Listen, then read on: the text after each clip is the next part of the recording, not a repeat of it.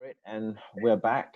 Brian looks like he hasn't moved at all, and that's because for us it's been a couple minutes, but for YouTube it's probably been a few weeks. So um, thanks for talking to us again, Brian.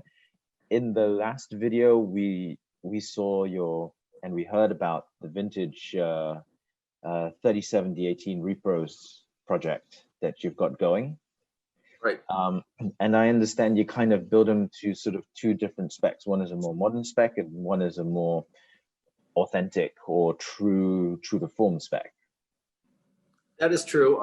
The actual box, or the the part that is the big feel of the guitar response and tone, that is always the same. But the difference is in the neck themselves. Even though the specs of the neck are all the same, and the reinforcements are a little bit different. For the guys who are hardcore vintage true to heart people, I put in a T-bar that we actually machine here in the shop ourselves. It's identical to specs by weight and everything. And T-bars are great and everything. They never need to be adjusted, but you can adjust it for playing styles, even though they are pretty hardcore. But in extreme humidity changes, sometimes they can even be a little bit of an issue. So I have developed a single action truss rod with two reinforcements that their weight and everything make up the same weight and density of a T-bar. And that has worked out really well, but as we discussed, going to, let's say, Singapore or someplace like that has a really, high humidity or high fluctuations, a double action truss rod may have to be added to those for overseas shipments, but all of them are options. But Right. the big deal is the weight and the density of what is the T-bar, and then making sure that you match that. The actual adjustment portion of it can be varied. Great. And I know when we were off camera, we just had a quick chat about the sort of the scallop bracing versus the tapered bracing. Yeah. And how scallop. Scallop and tapered bracing are something that's discussed quite a bit. And some people have their strong opinions one way or the other, but I grew up on a 57D18, and that thing is just a monster, and when they're good, they're good. But the difference between scalloped and tapered bracing on two guitars that are both, let's say, great examples of that build style, and taking out, let's say, the pre-1938 ones that had advanced bracing, let's talk about, because they were forward quite a bit toward the sound hole, and later on they moved them back under the bridge just a little bit. So those would be great ones to compare. But the difference is on the X braces and the tone bars, Martin in the 30s scalloped their bracings, which loosened the top up in the center. In other words, that's where the flexibility took place. And those guitars, even though they had great high end and it was nice and fat and round, the mid-range and the lows were very lush, very deep. They're really spectacular to play. But that doesn't mean that non-scallop guitars don't have their place. As we were discussing, you had a tapered brace in the shop, and if you look inside of all scalloped and tapered brace guitars, they're not all identical because they tuned and pitched those tops to work the best for whatever the top and the bracing was. And on my D18, my 57, the tapers were quite radical. And what that does is it moves the flexibility to the outside of the guitar. It's not flexing in the center, it's sending to the outside. The flexibility is more toward the perimeter.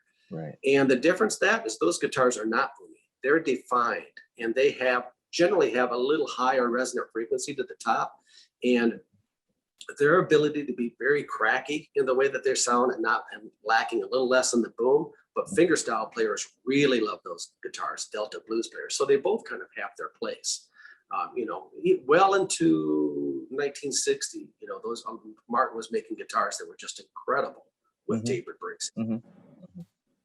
Right. And of course, I guess the next question is, what's the next repro on the horizon for you?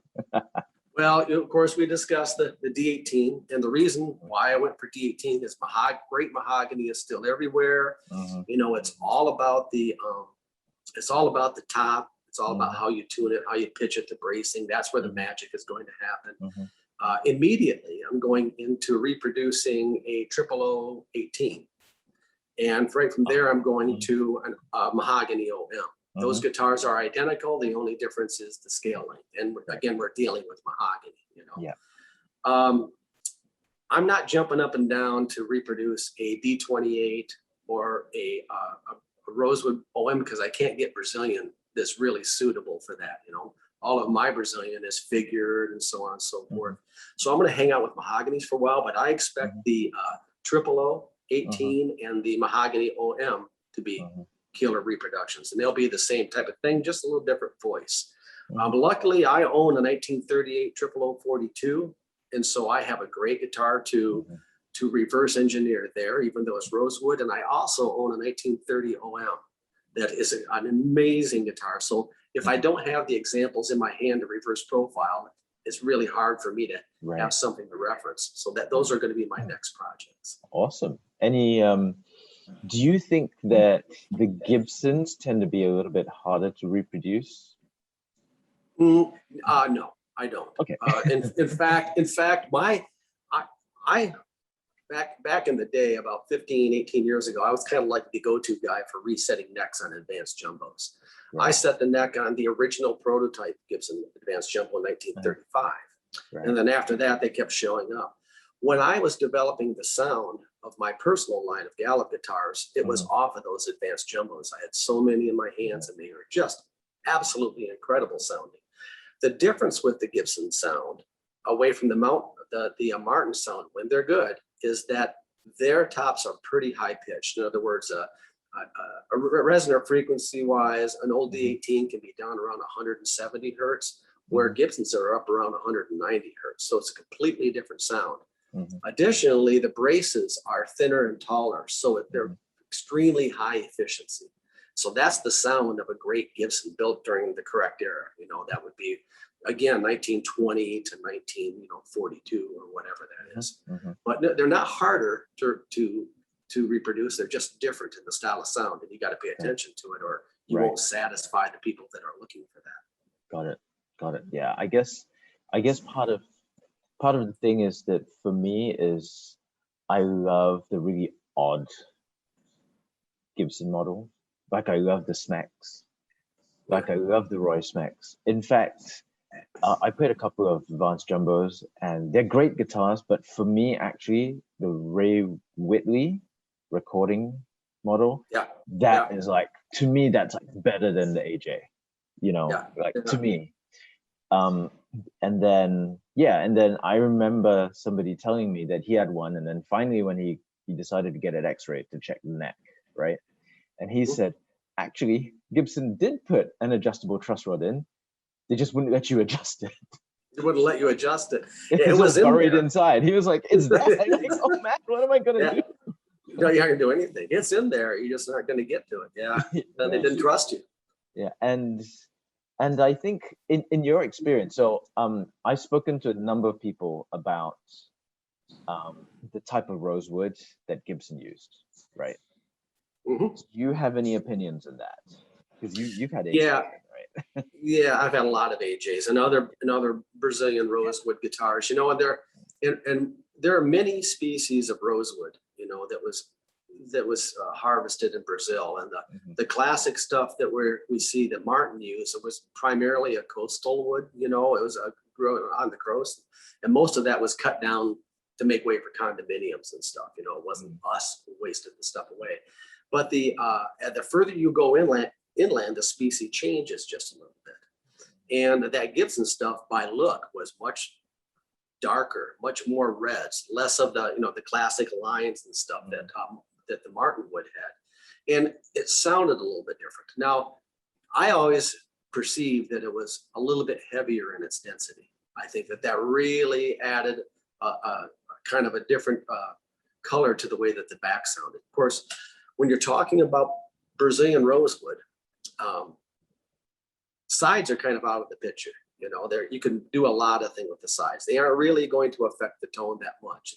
They define the shape of the instrument, and they define how high the top is away from the back. But the back is a big issue. Woods that are lighter are going to have to be tuned a little more loose, and they're going to have a different response with the top. And woods that are heavier are already going to be a little bit lower, so they're going to be a little stiffer. And I think that's kind of like one of the classic I've always perceived that was one of the things that Rosewood did for Gibsons, and I enjoyed it very much. It was a great sound. Right, right. And did you find that there was some Indian rosewood examples in the mix?